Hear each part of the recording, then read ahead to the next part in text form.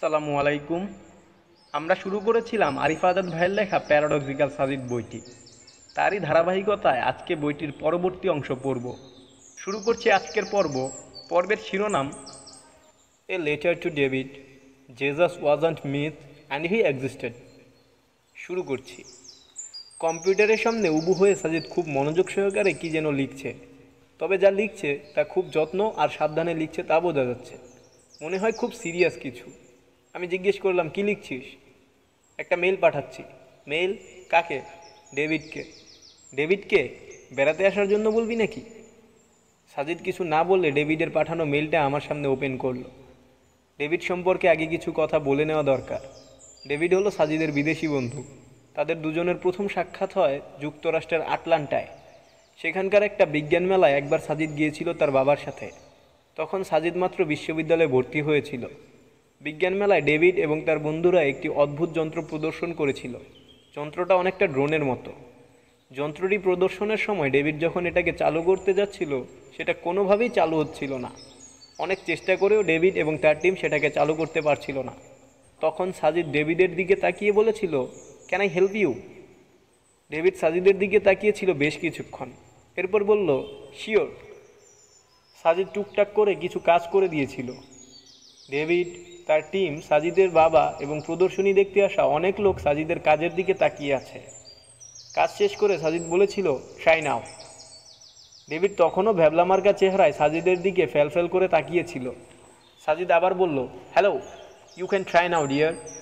David আলাভোলা চেহারায় আবারও বলল, শিওর। এবার ডেভিডদের যন্ত্রটি চালু হলো। ভৎ শব্দ করতে করতে সেটা চোখের পলকেই আকাশে উড়াল দিল। ডেভিডের হাতে একটি রিমোট। রিমোট টিপে যন্ত্রটিকে ডাইরেকশন দিয়ে উপরে নিচে নামানো হচ্ছে, এপাশ ওপাশ সরানো হচ্ছে। ডেভিড সাজিদের দিকে ফিরে হাত বাড়িয়ে দিয়ে বলল, hi, I am David, David Anderson. You? Sajid মুচকি হেসে বলল, I am Sajid, from Bangladesh. Great, can we be friend Sajid? Sajid হাসি মুখে বলল, শিওর, ওয়াই নট। সেই থেকে দুজনের বন্ধুত্ব। ডেভিড ইতোমধ্যে একবার বাংলাদেশে 2 সপ্তাহের জন্য বেড়াতেও এসেছিল। সেবার সে যাওয়ার আগে অনেক কষ্টে একটি বাংলা বাক্য শিখে গিয়েছিল।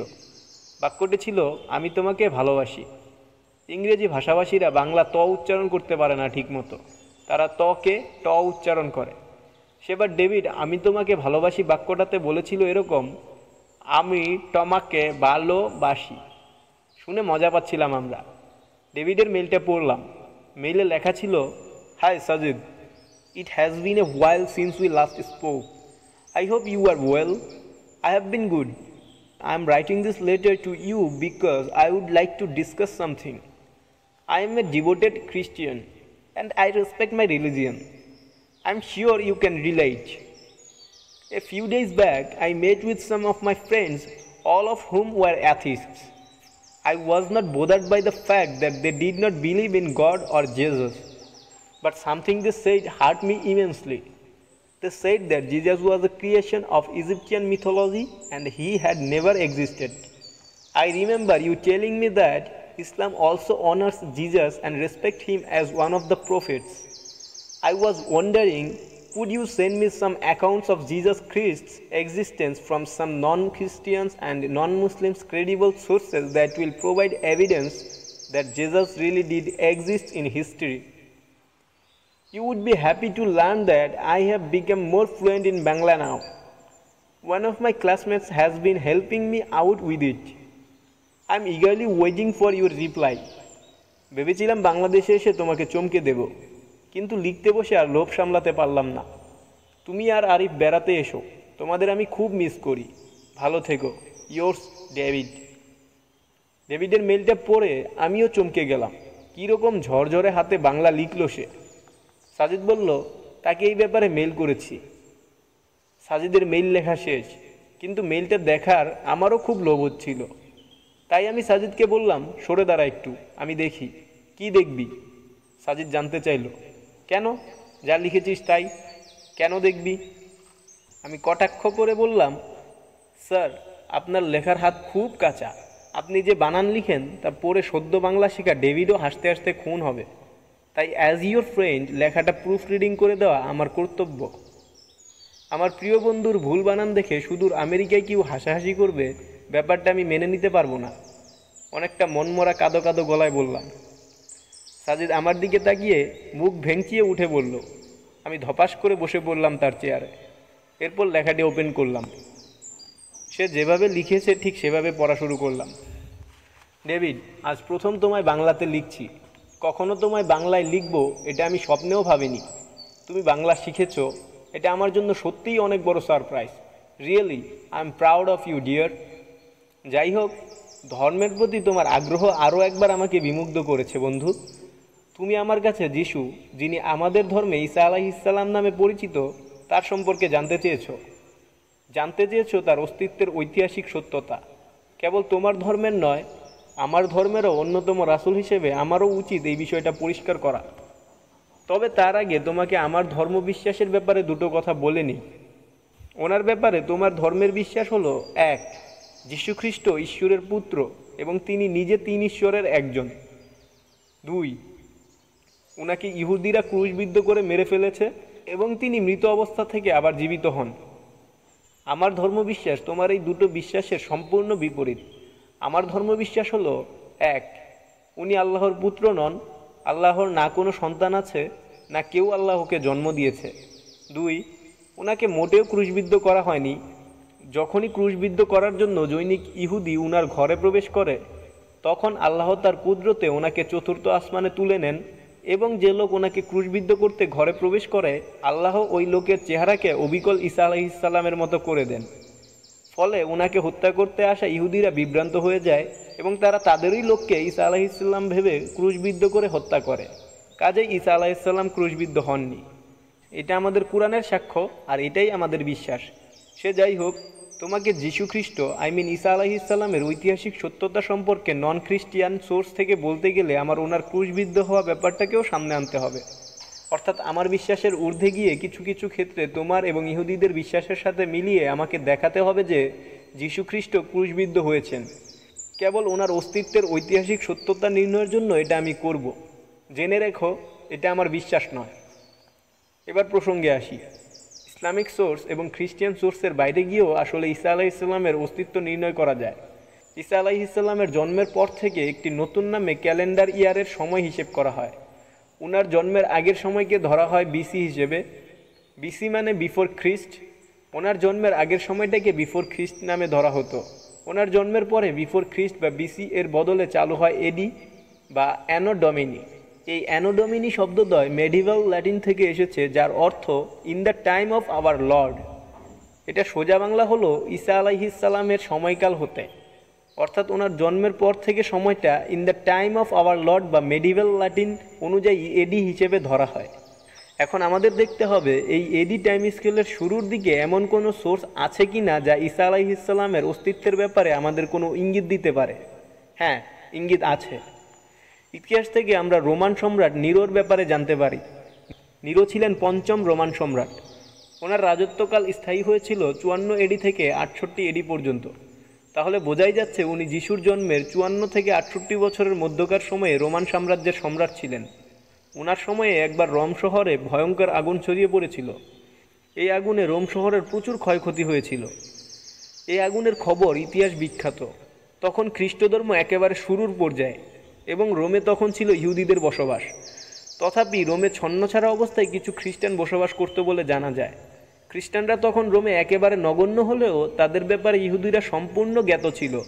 অর্থাৎ খ্রিস্টানরা কোন ঈশ্বরের পূজা করে, তাদের ধর্ম কোথায়, কিভাবে উৎপত্তি লাভ করে ইত্যাদি ব্যাপারে ইহুদিরা ওয়াকিফহাল ছিল। রোমের সেই ঐতিহাসিক দাবানলের জন্য তখন রোমবাসীরা সম্রাট নিরোকেই দোষারোপ করে। কিন্তু সম্রাট নিরো নিজের ঘাড়ে দোষ না নিয়ে এই দোষ রোমের সংখ্যালঘু খ্রিস্টানদের উপর চাপিয়ে দেয়। সম্রাট নিরোর সময়কালের প্রখ্যাত ইতিহাসবিদ ছিলেন সিনেটর ট্যাসিটাস। তিনি তার সবচেয়ে সফল বই অ্যানালসে এই আগুন এবং নিরোর প্রতি অভিযোগের চিত্র তুলে ধরেন এভাবে: Nero fastened the guilt on a class hated for their abominations called Christian by the populace. Christus, from whom the name had its origin, suffering the extreme penalty during the reign of Tiberius at the hands of Pontius Pilatus. Tacitus এই মন্তব্য করেছিল যিশুর জন্মের 50 বছরের মধ্যেই এবং তিনি সুস্পষ্ট রূপে তিনটি ব্যাপার এখানে তুলে ধরেছেন। এক, নিরতার ওপর আরোপিত দোষ এমন কিছু লোকের ওপর চাপিয়ে দিল যারা খ্রিস্টিয়ান নামে পরিচিত। দুই, এই খ্রিস্টিয়ান নামটি এসেছে খ্রিস্টাস নামক কোনো এক ব্যক্তি থেকে। খ্রিস্টাস একটি ল্যাটিন শব্দ যার অর্থ খ্রিস্ট। তিন, এই খ্রিস্ট নামের ব্যক্তিকে এক্সট্রিম পেনাল্টি বা ক্রুশবিদ্ধ করে হত্যা করা হয়। চার, এই ব্যক্তিকে ক্রুশবিদ্ধ করা হয় রাজা টাইবেরিয়াসের সময়কালে, যা বাইবেলে উল্লেখিত যীশু খ্রিস্টের জন্মসালের সাথে ম্যাচ করে। ট্যাসিটাস কোনো খ্রিস্টান ছিলেন না, তিনি ছিলেন জিউস বা ইহুদি। তিনি তার এই ঐতিহাসিক বইতে রোমান সম্রাট নিরোর সময়কালের আগুন লাগার ব্যাপারটি তুলে ধরতে গিয়ে যিশু তথা ঈসা আলাইহিসসালাম এবং তার নামানুসারে প্রচলিত হওয়া ধর্মের ব্যাপারে ইঙ্গিত করেছেন। এখান থেকে আমরা সুস্পষ্ট রূপে বলতে পারি যে যিশু তথা ঈসা আলাইহিসসালাম কোনো মিথিক্যাল ফিগার নন, তিনি হিস্টোরিক্যাল ফিগার। খ্রিস্টান ইতিহাসবিদ এডউইন ইমাউচি ট্যাসিটাসের এই উদ্ধৃতিকে যীশু খ্রিস্টের অস্তিত্বের ব্যাপারে সবচেয়ে গ্রহণযোগ্য নির্ভরশীল নন খ্রিস্টিয়ান সোর্স বলে উল্লেখ করেছেন। তিনি বলেছেন এইভাবে, probably the most important reference to Jesus outside the New Testaments. আরও একজন রোমান সম্রাটের সময়কাল থেকে যীশু খ্রিস্টের অস্তিত্বের ব্যাপারে জানা যায়। তিনি হলেন প্লিনি দ্য ইয়াঙ্গার। বর্তমান তুরস্ক তখন রোমান সাম্রাজ্যের অধীন ছিল। সেখানকার বর্তমান তুরস্কের রাজ্য পরিচালনা করছিলেন তখন প্লিনি দ্য ইয়াঙ্গার। সময় তখন 112 এডি। তখন মূল রোমান সম্রাট ছিল সম্রাট ট্রাজান। সম্রাট ট্রাজানকে সম্রাট প্লিনি একটি চিঠি লিখেছিলেন। সেই চিঠিতে খ্রিস্টান এবং যীশু খ্রিস্টের ব্যাপারে উল্লেখ পাওয়া যায়। চিঠিতে তিনি লিখেন, They were in the habit of meeting on a certain fixed day before it was light, when they sang in alternate verses a hymn to Christ as to a God, and bound themselves by a solemn oath, not to any wicked deeds, but never to commit any fraud, theft, or adultery, never to falsify their word, nor deny a trust when they should be called upon to deliver it up. After which it was their custom to separate, and then resemble to partake of food, but food of an ordinary and innocent kind. প্লিনির চিঠি থেকে কিছু স্পষ্ট ধারণা পাওয়া যায় খ্রিস্টানদের ব্যাপারে। এক, খ্রিস্টানরা নির্দিষ্ট একটা দিনে প্রার্থনার জন্য একত্রিত হতো। দুই, লক্ষণীয় ব্যাপার, বলা হচ্ছে তারা খ্রিস্ট নামের এক ব্যক্তির প্রার্থনা করে যাকে ইন্ডিকেট করা হচ্ছে অ্যাজ টু গড হিসেবে। এখান থেকে স্পষ্ট খ্রিস্ট এমন একজন যিনি মানুষ ছিলেন, একই সাথে ঈশ্বরও, যেহেতু খ্রিস্টানরা যিশুকে ঈশ্বর জ্ঞান করত। এখান থেকে স্পষ্ট খ্রিস্ট এমন একজন যিনি মানুষ ছিলেন, একই সাথে ঈশ্বরও। এটা আমাদের বিশ্বাস না, এটা খ্রিস্টানদের বিশ্বাস। প্লিনের চিঠি থেকে 112 এডি এর দিকে আমরা যীশু খ্রিস্টের অস্তিত্বের ব্যাপারে জানতে পারি, যা যীশু খ্রিস্টের জন্মের 100 বছরের মধ্যে লেখা হয়। তাছাড়াও খ্রিস্টীয় প্রথম শতকে জোসেফাস নামের এক ইহুদির লেখা জিউস এন্টিকুইটিস নামের বইতেও যীশু খ্রিস্টের ব্যাপারে উল্লেখ পাওয়া যায়। তিনি তার বই জিউস এন্টিকুইটিসে লিখেছেন, about this time there lived Jesus a wise man. খ্রিস্টীয় দ্বিতীয় শতকে লুসিয়ান নামের একজন খ্রিস্ট ধর্মের সমালোচক, যিনি একজন জিউস ছিলেন, তিনি খ্রিস্টানদের সমালোচনা করতে গিয়ে লেখেন, The Christians worship a man to this day, the distinguished personage who induced their noble rights and was crucified on that account. It was impressed on them by their original lawgiver, they are all brothers. From the moment they are converted and deny the gods of Greece and worship the crucified sage and live after his laws. Lucian স্পষ্টই বলেছেন খ্রিস্টানরা এমন একজনকে ঈশ্বর জ্ঞান করেছে যে কিছু মহৎ বাক্য দিয়ে তাদের মোহিত করেছে এবং পরে ক্রুশবিদ্ধ হয়েছে। এখান থেকেই আমরা খ্রিস্টীয় শতকের প্রথম দিক থেকে যীশু খ্রিস্ট তথা ঈসা আলাইহিসসালামের অস্তিত্ব সম্পর্কে জানতে পারি। তিনি যে কোনো কাল্পনিক ফিগার নন, বরং ঐতিহাসিক ফিগার, তা প্রমাণের জন্য এসবই যথেষ্ট। যারা বলে যীশু তথা ঈসা আলাইহিসসালাম একজন মিথিক্যাল ফিগার, তাদের কাছে দাবির সপক্ষে কিছু গালগপ্প ছাড়া কোনো প্রমাণ নেই। ও হ্যাঁ ডেভিড, যারা তোমাকে বলেছে যিশু একজন মিথিক্যাল ফিগার, তোমার অ্যাথিস্ট বন্ধুরা, তারা বর্তমান সময়ের সবচেয়ে আলোচিত অ্যাথিস্ট রিচার্ড ডকিন্সের কথাকে দৈববাণীর মতো বিশ্বাস করে, তাই না? মজার ব্যাপার কি জানো, এই রিচার্ড ডকিন্সও জন লিনক্সের সাথে এক বিতর্কে স্বীকার করেছে যীশু খ্রিস্ট একজন হিস্টোরিক্যাল ফিগার। তিনি বলেন, আই থিঙ্ক জিজাস এক্সিস্টেড। আমি মনে করি নাস্তিকদের যিশু তথা ঈসা আলাইহিসসালামের অস্তিত্বের ব্যাপারে জবাব দেওয়ার জন্য রিচার্ড ডকিন্সের এই উদ্ধৃতিটিই এনাফ। আমাকে নিয়মিত লিখবে, আর তুমিও আবার বেড়াতে এসো। হ্যাঁ, বাংলা রপ্ত করার জন্য আবারও তোমায় অভিনন্দন বন্ধু। ভালো থেকো, তোমার প্রিয় সাজিদ। মেল পুরোটা পড়লাম। ইতিমধ্যেই সাজিদ গোসল শেষ করে এসে গেছে। আমার পাশে এসে বলল, কিরে, আমেরিকায় বেড়াতে যাবি? আমি কিছুক্ষণ মুগ্ধ হয়ে তার দিকে তাকিয়ে রইলাম। সে বলল, কি হলো তোর? আমি আমতা আমতা করে বললাম, ডেভিড কি এখনও তোমাকে বলে নাকি টমাকে বলে জানিস? সাজিদ হি হি হি করে হেসে উঠল। অনেক দিন পর তাকে আমি এভাবে হাসতে দেখলাম। এই প্রবন্ধ সম্পর্কিত যত রেফারেন্স রয়েছে তা এই অডিও বইয়ের সাথে সম্পর্কিত ডেসক্রিপশন বক্সে প্রদান করা হয়েছে। কেউ যদি প্রয়োজন বোধ করেন তাহলে দেখে নেবেন। ধন্যবাদ। সমাপ্ত।